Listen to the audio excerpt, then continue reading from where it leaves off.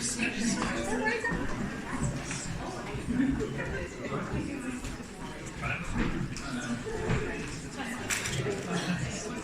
everybody.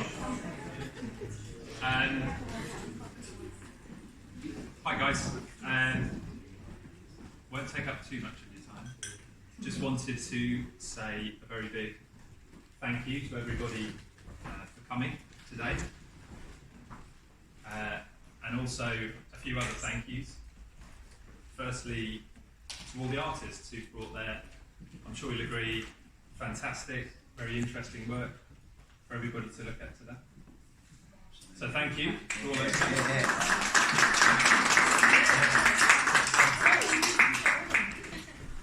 Also, a couple of thank yous to specific people. Firstly, who's lurking, I've not actually said hello to her because she went on maternity leave after she'd arranged this and then left me having to carry the can. Naz, thank you very much for all your hard work. And congratulations on your baby. And secondly, the person who had to pick up the can when Naz went on, Judith. Thank you. Because I didn't really pass any information from Naz to Jude, so Jude just had to basically work it all out on the fly this morning. So well done, Jude. And then finally to Kate, who tell you what she's telling you as well. Kate has curated this event on behalf of ArtCan, and leave her to tell us more about that. Brilliant. Thank you very much, Dan.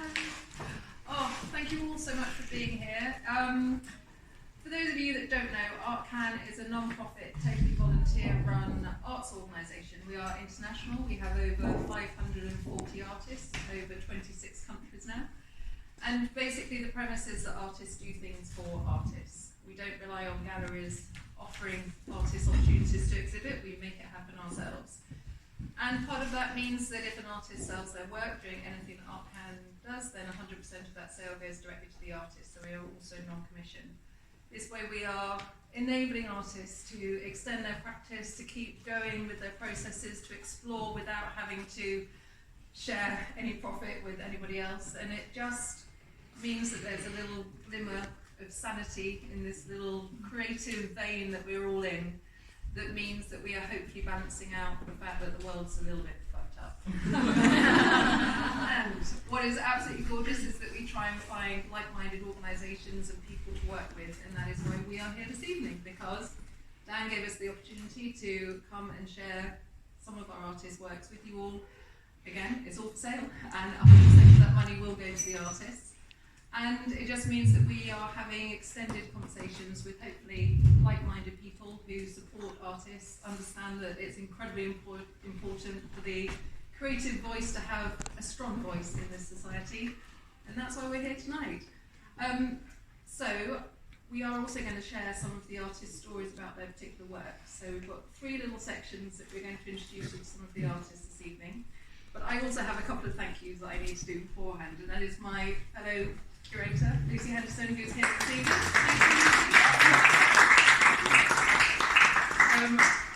Doing amazing things behind the scenes. All of this is all, as I mentioned earlier, volunteer run. We just do it because we need to do it. And I'm also an artist as well, and we support artists because we recognise the need. And Rita, who is not an artist, who works, again, tirelessly behind the scenes to make these things happen. So Rita is operations manager at also doesn't need any explanation either, so yeah, it's good. So yes, we thought we'd introduce you to a few of the artists this evening. If any of you do want to support ArtCan though, and I have to say this, otherwise I'll get a wrist slap, we do have a Friends of programme. So you can sign up, if you talk to Hannah, she's got a lovely QR code, and for the price of a bottle of Prosecco a year, you can actually contribute to our programme and supporting contemporary artists internationally. So do talk to the brilliant Hannah, or our trustee Debs is also here this evening. So, right, you ready to find out about some of the art on the wall? So we are going to start with Emma, who we also have to thank because the connection to Dan is via Emma, who happens to be an artist. So in a weird way, it's quite a small world. So I'm going to ask you guys to meet. So Emma, if you want to stand in front of your work. Come down, come down, come down. So yes, Emma. Oh, I should probably say the title of this collection of work is A Glorious Journey. We just wanted it to represent the artist's practices and their stories that they are exploring themselves in their work. So it's a very loose umbrella under which these sort of items have some really nice, concise messaging from the artists themselves. So yes, Emma, over to you. Thank you. Hi, thank you. My name's Emma, and this is my piece, 1,000 Highs. Majority of my work is based upon inspired by the sea, so abstract interpretations of the sea, but not just visually what you might see when you go down there. It encompasses everything from the feelings of being by the coast, the feelings of being in the sea, from whether it's the hottest day of the year to whether you're being down there windswept and battered. It's about the enjoyment of that coastal experience. So I grew up by the sea, sort of on the southeast coast. My partner's a surfer, so we'd go around the world watching him surf. So a lot of the journey for me of my paintings is that watching him going out to surf, and you've got the danger, you've got the mystery of the sea, but you've also got the joy and jubilation of conquering it and its mystery and beauty. So most of my work, I don't really have a plan when I start painting. I like to work big. Paint just goes down, splash it around, things come out of it. So sometimes they end up being a little bit more literal. You might see elements of waves and stuff in it, and sometimes they end up kind of going down much more of an abstract route. So I build up multiple layers using acrylic paints, and then kind of when I feel it's finished, then the name sort of comes. So this one, 1,000 Highs, for me, Emma gets on there, sort of the pockets of like colour and joy and rhythm in this piece, as I feel I'm sort of like tumbling through it. So it's that kind of 1,000 highs of, you know, if you're in cold water and you get like pockets of enjoyment and fun and exhilaration from being in that space, and also being by the coast. And yeah, as you can see, I quite like neon colours, love a bit of blue, favourite colours of mine. And I love creating sort of bold graphic things, but also have an element of freshness, sort of from the water washes and inky marks to the bit more bold graphic sort of patterns in them. And that's what much my work is about. That's kind of it. And you'll see me on the Cedar's Yard. That's because I'm a son called Cedar, and it's a collaboration with my partner, so hence the Cedar's Yard. It's a bit confusing, but it's under my name, it's under that. Yeah, that's it. Cool. Thank you.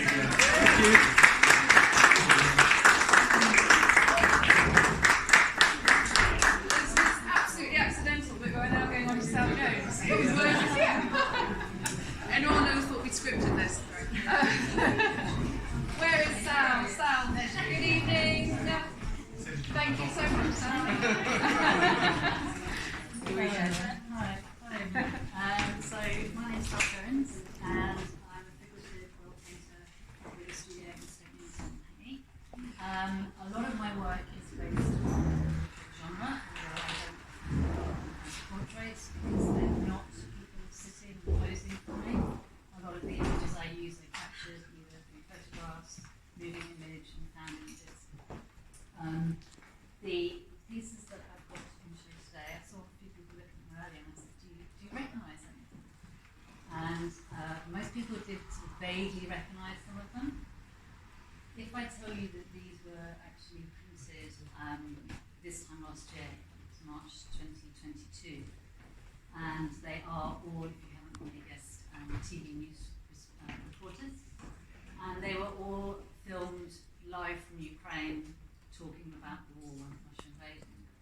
So it was the evening news, and they were in the dark, and they were all wrapped up in clothes and scarves, which is why their heads are chopped off there. And they were overexposed with TV lighting, so they kind of bleached out, and they kind of had this ghostly image. And of course, we're telling stories about what they had seen and what they could hear, and we're just getting these news through different people. We're kind of getting third hand. And it struck me that how how weird and ghostly they look. So I started to take some photographs of them in action on TV. And then I started with one, and there was so little detail in them, it forced me to think, you know what, I'm going to actually just paint it in one go, alla prima, which is wet on wet. So while the oil paint is still wet, I'm painting it quite rapidly and trying to get that idea that it's something that's moving. And hopefully with just enough detail to see either who it is or that they're showing some kind of expression on their face. I've done a selection from different news channels, so I'm not just doing one particular one, and different genders, etc. So I tried to get a cross-section. Obviously there are loads more people who are out there reporting, and they're coming and going all the time, but I decided to stick at 12, which seemed like a really significant number, whether it's 12 inches in a foot, or 12 disciples, or in fact 12 months since it's been raining and it's still going on. So it kind of made my head today with these again. And I call them the messengers, which kind of speaks for itself.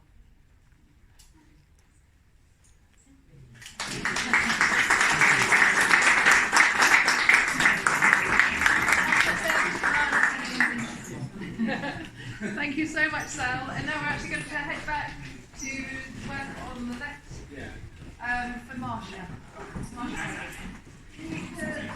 The name of the exhibition is Glorious Journey, and I feel we're all on glorious journeys all the time. Our life is from birth to death and beyond is a glorious journey, and even today your journey here is a journey, and it's just being present in that moment in time of that journey.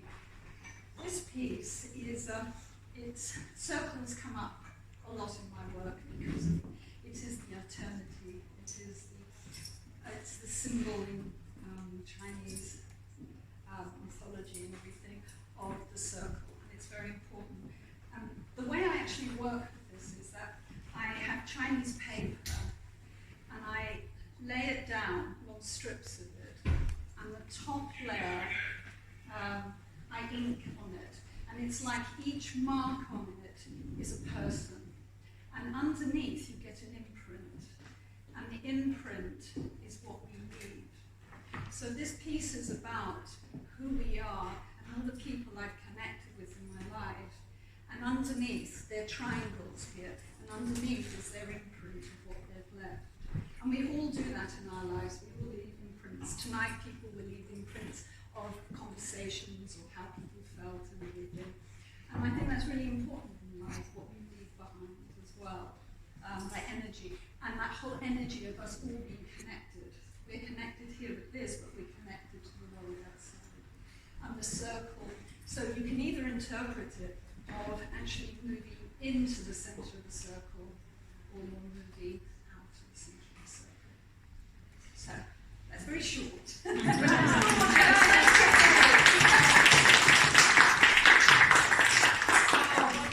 you. And actually, we are heading back down. Julian, if you want to. How much more can I say about it? It's subjective, but actually, to be honest with you, it's the journey of me. I suppose getting in a, we all go through kind of ruts in our life, creatively or whatever, financially, motorities, societally. We all have these barriers, this friction. That's kind of a lot of it goes into my work. I'm fascinated by social psychology and how we react in certain spaces and what kind of affects our, it's that nudge feeling, what affects our way, what gets in our way. How can we move out of our comfort zone? How can we push through? It might seem, I don't know, dark and sad, but actually, if you look at the definition of like melancholy, actually it's pleasure, but it's also pain. It's that painful pleasure. And actually, for me, this is kind of, when I painted this, I had a completely different idea.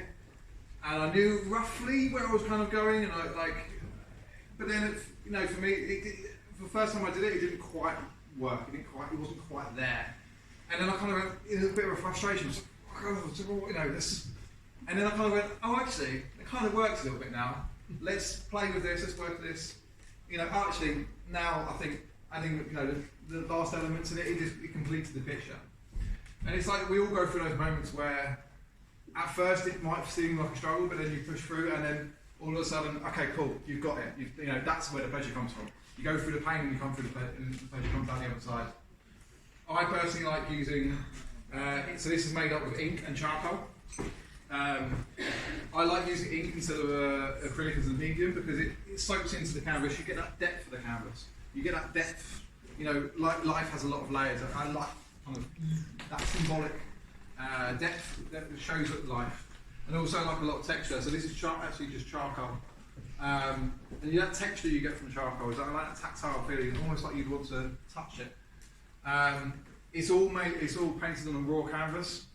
And one of the ideas, what I said, I like using raw canvas purely because I like how that ink, you know, really soaks in and kind of gives it that depth. So I'm a new emerging artist. This is kind of what I'm trying to do at the moment, areas that I'm trying to play with. And I, kind of I had to learn how to make my own canvases. I make my own frames in order to kind of control that, depth and control the. I like using the canvas linen as a medium in itself. So I knew prime canvases from shops weren't for me. But yeah, it's kind of like, I can't. When you look at it, you will hopefully, build your own opinions, and I like when you should reflect on how everyone has different meanings when they see it, But it is kind of about that kind of that painful struggle, but pushing out. So when you push through your comfort zone, you realise it's that pleasure you get from the end of it. So yeah. Awesome. Thank you.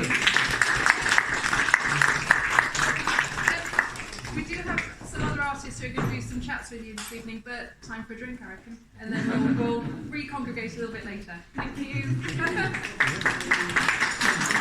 Okay, so actually, I'm sorry.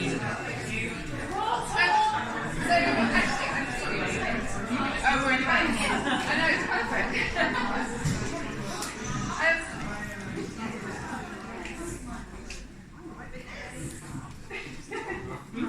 Brilliant.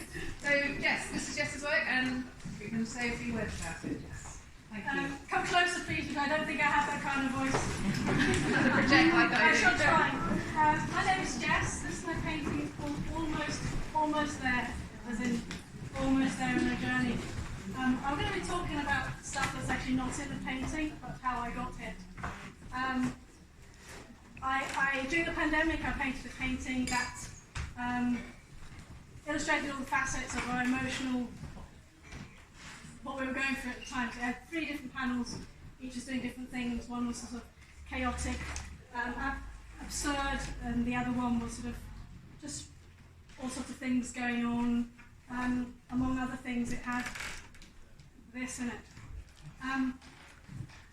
This stuff was also on the panel on the right, which is a very quiet painting. In a sense, it was the first of these. So I'm going to talk about this a bit because it refers to the butterflies in here, which you can only really see if you get a bit closer. So the third panel, then they have this stuff in, which comes through the toilet roll. You'll remember how we never had been having toilet roll left. This is the only thing I got at the time. It was a blue roll that came from a kitchen place. And so it was everywhere in the household, and it made its way into my paintings. And I kind of got quite fond of it after a while. If you look at it long enough, if you look at things long enough, you change your perspective on them, and they kind of, it grew to me. I made films of them. I got them to fly. Took bits of it and put them into my paintings, and all the paintings had this element of sort of things changing and moving from one to another, and so these floated from one painting into the other. And at some point, I also thought, especially when I was looking at the films, I was drawing bits out. They could like float like a balloon would. The balloons of a child would float off and kind of just go on, and also like a butterfly. Yeah, but constantly. So I saw them kind of how they were transforming from one thing into another for me, from this like bog roll basically to something blue, lovely, and then onto something that floats off and transitions into something else yet again. So the butterflies came in, and thus are here. This one is 1 out of 6. I call the silent paintings because it was the quiet one out of all the other paintings. It's the only one I have left, and it's the only one that has none of the blue left in it.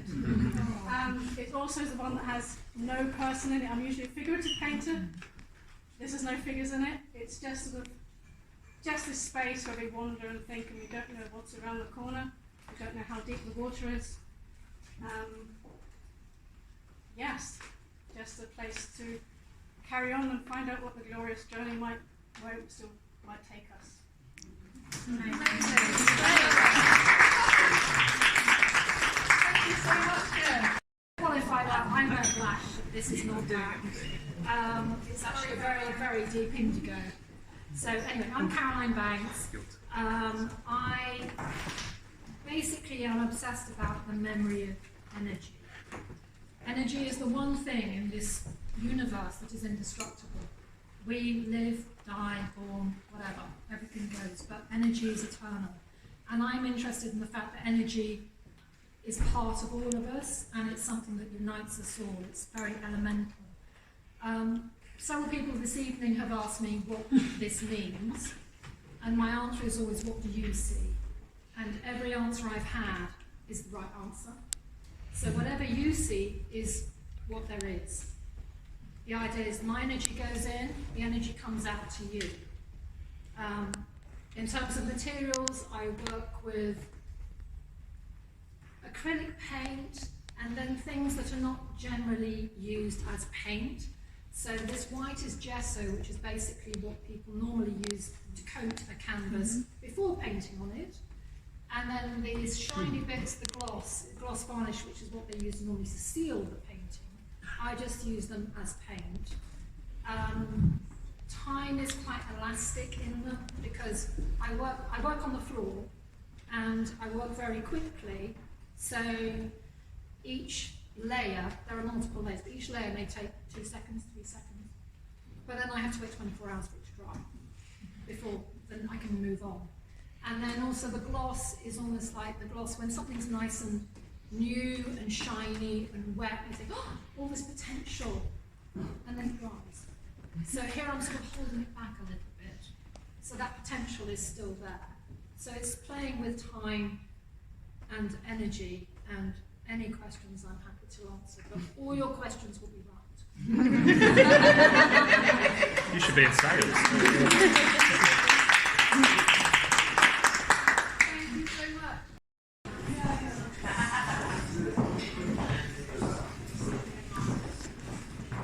My name is Reka, and this painting is called Ember. I'm from Hungary, and Ember in Hungarian means human. This is the middle panel of the triptych. So it is 2.5 meters long, and so it's called Ember, Ember, Ember. And it's basically the first large-scale painting that married my Hungarian folkloric heritage I received from my father's side and my mother's side.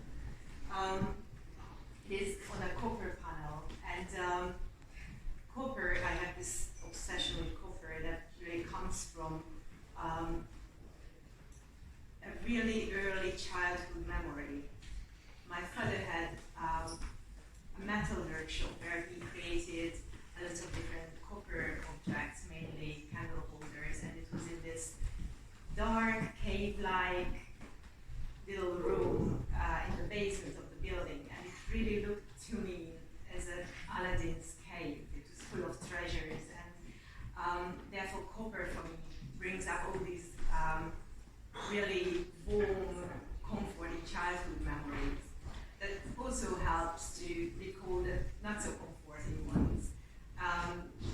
But it also helps me to connect to those in a sort of safe environment. So that's the support, which is the copper. And the paint itself, it's enamel.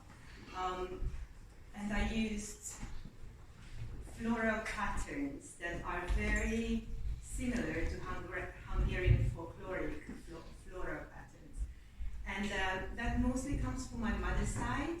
she loved to, mainly embroidery, but she loved to create all these floral patterns everywhere. They covered, in our apartment, they covered all the pillows, all the tables, carpets, even tapestries on the wall, and even our kitchen furniture was engraved by a folklore artist from the countryside.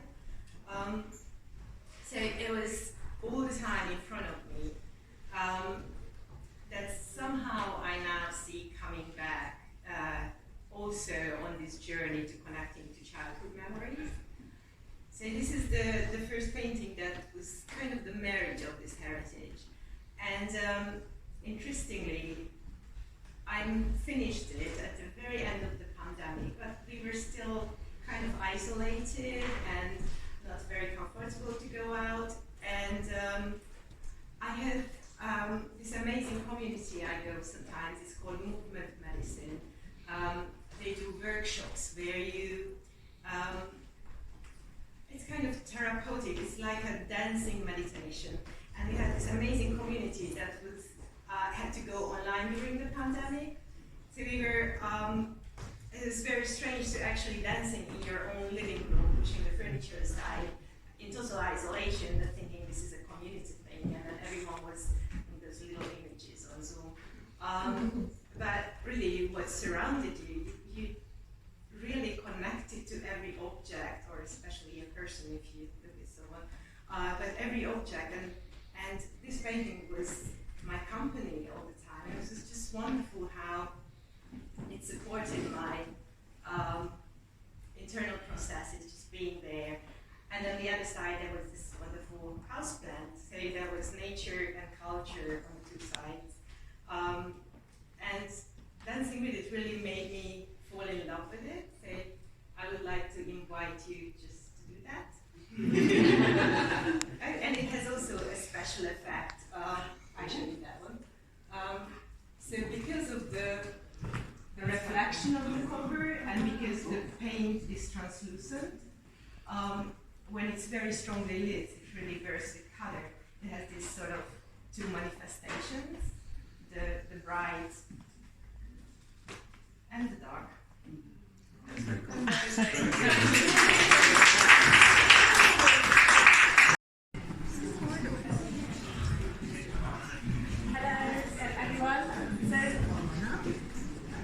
This artwork is on Laklia Station, which hopefully you recognise, and it's made out of scraps of used fabric. So I've got bits of old trouser in here, that's another pair of trousers, that's a vest. Generally I do sewn artwork in London, so wherever I go I take photos, when I get home look through them and find the ones that I think will make the best compositions, and then I collage up the fabrics and then sew them with the sewing machine, and add all the details on the sewing machine as well. And this is a way that I sort of developed for myself a couple of years ago. I'd always sewn and I wanted to do art as well, and I just tried out doing some more realistic images with the sewing machine and scraps of fabric, and I wanted to use what I could find around me rather than buying anything, like the sort of idea of reusing things, turning them into artwork. You get the history of the past uses of the fabric that sort of comes through into the artwork as well. Yeah, and I started off doing scenes very local to me because it was after lockdown, and then gradually I got to go a bit further into London and they became slightly more central London scenes. But generally I like to do urban scenes, partly because I think embroidery and textile art is quite often cutesy and rural, sort of little cottages or fields and things like that, and I like the idea of the urban, kind of bit grittier. And I'm very interested in the different architecture in London and public transport as well, because I work for TfL as my other job. There were no cars in any of my artwork. And one other thing is that I've got a lot of my artwork at the moment in Berg House until Sunday with an exhibition that I have with my family there. So if anyone wants to see any other scenes in London, then you can see them there. So the back is also quite interesting. It's a bit like a photographic negative. I sort of like Like this is the drawing almost, and the other side the painting. Yeah. I've never seen the back of a textile artwork that neat. I cut everything off as I go along, so otherwise it gets caught and twisted and yeah. And then the contrast colour as well. If I make any mistakes, psychologically reasoning, and then you get an extra 2 artworks as opposed to 1.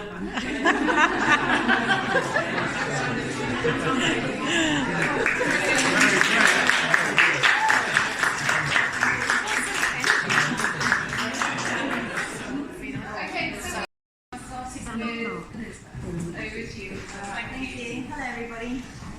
So, this is my piece, and it's called Ritt Tekton 4. And I draw music, and I do it digitally. So this is a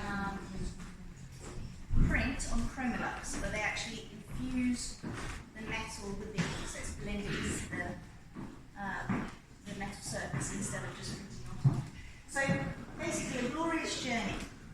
I connected with this basically because what I do is I always go on journeys with my work, and it's a musical journey. I could have been a pianist, but I didn't pursue that journey. I pursued a visual art journey. And so what I do is I translate musical pieces, and this is just that. You can interpret it as a visual score, as visual music. I collaborated with a French composer, Doug Thomas, for this one, and I translate note for note, and each note has a colour. So every colour you see here is true to the music. So it's conceptual, it's based on the idea, it's logical. And you start here, as you would a piece of music, and you go along it, left to right, until you end on the final chord. You can see it's a bit more sustained, it's longer. And I might play the piece for you. I think I've got it. I will say that although the colours are related to the notes, the shapes, it's me that decides what shapes to assign the notes. Usually I draw lines, and here it's more pod-like, because when you listen to the music, it reminded me of 80s music, computer sounds. And also maybe one more thing I can say before I play it. Ritt Tekton, I think it's a merge of rhythm and technology, and it's based on, Doug Thomas, the composer, was influenced by Julian, who created a series of 11 pieces based on the Reka car, which is based on the fugue, which is all about different voices.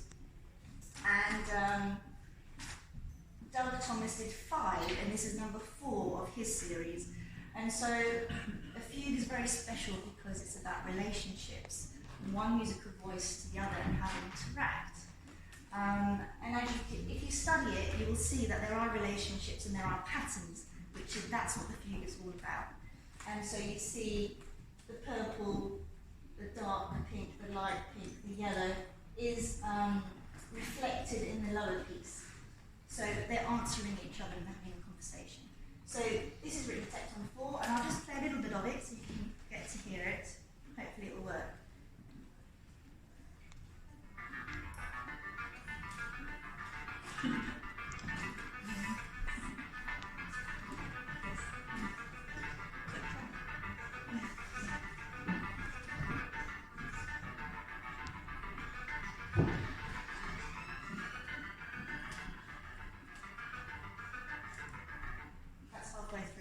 I'll stop.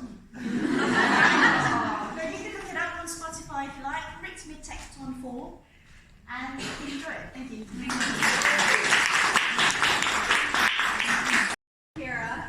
So the work I'm presenting today is actually the launch of the square pieces of the Superposition series. And this body of work came about during lockdown, where I was making another series of work called the Glass Ishihara series, inspired by the Ishihara test, which explores how we see colour, why we see colour, because I was fascinated by how we were all seeing the situation we were all living through very differently, and how maybe the way we see colour might influence that. And then through making those pieces, I then developed this, I really wanted to get back into making sculpture, so I studied at Central St. Martin's. And so I started making these circular pieces, and then from there I launched those at the Barge House last year and had some fantastic feedback where some lovely guys were saying, well, have you thought about squares, and have you thought about this, and what about black glass? And I was like, yes. So I then have spent the last year developing hexagon pieces, square pieces, and playing around with different colours. And this piece is kind of more of the playful work because the small square feels like it could almost fit inside that space. As far as making time, to make this piece of work, it takes about a month because I have to make each individual layer, and that all takes time to fire in my kiln. And then when I join them together, I usually keep about 9 layers because when you look in the middle, you see a glass layer, and also it's the perfect position so that it stands perfectly. I'm also going to be exhibiting a larger body of work from the Superposition series with new shapes, especially this floating hexagon black glass piece, which looks like something out of a sci-fi film, at the Barge House between the 11th and 14th of May, Party Future Icons. So if you're in London, please come, and it's free entry as well. So thank you so much, and thank you, Kate, for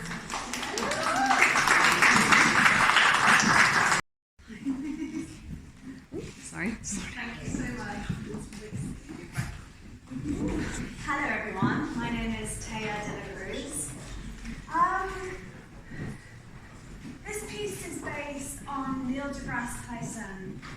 So, an ex-lover of mine liked to watch Cosmos right before we went to bed. And, oh crap, I've given my phone to Catherine, but there was a quote that I was going to read. Never mind. Let's Google it for you. TBC. It's all good. The gist is kind of in the painting, but he said something that sort of really stuck with me, and I not only designed a font to sort of represent it in the series values, but it's effectively, my head is in the stars, but my feet are on Earth. And I really resonated with that as an artist, because effectively as an artist, I'm a massive dreamer. I have huge ambitions. I know no limitations in my head of what's achievable. And then I get a reality call, you know, living in the real world, sort of like struggling to make things happen and realize the visions that I want to make. So when I heard him say those words, it really resonated with me, and I thought, I have to put that into a value of mine. So it's value number 13. A little bit about sort of like the why behind the piece. I don't know if you've had an opportunity to get up close and personal with it, but I'm an only child. I grew up with a lot of time on my hands, so all of this microscopic writing is actually my handwriting. Yeah, crazy talent to have as a kid, just write really small so no one can understand your work. I also paint with medical grade syringes, so every single dot, and by the way it's heavily varnished, so feel free to come and touch it, it's a heavily tactile piece. It's based off of the idea of chameleon skin, and sort of like the texture and how chameleon skin can change. And effectively what I'm trying to do by mixing these two mediums is using the text and that delicious texture. I'm aiming to activate 2 parts of your brain simultaneously to put you in a mentally sweet spot. So come and tell me if you're in that sweet spot after looking at it for about 30 seconds, yeah?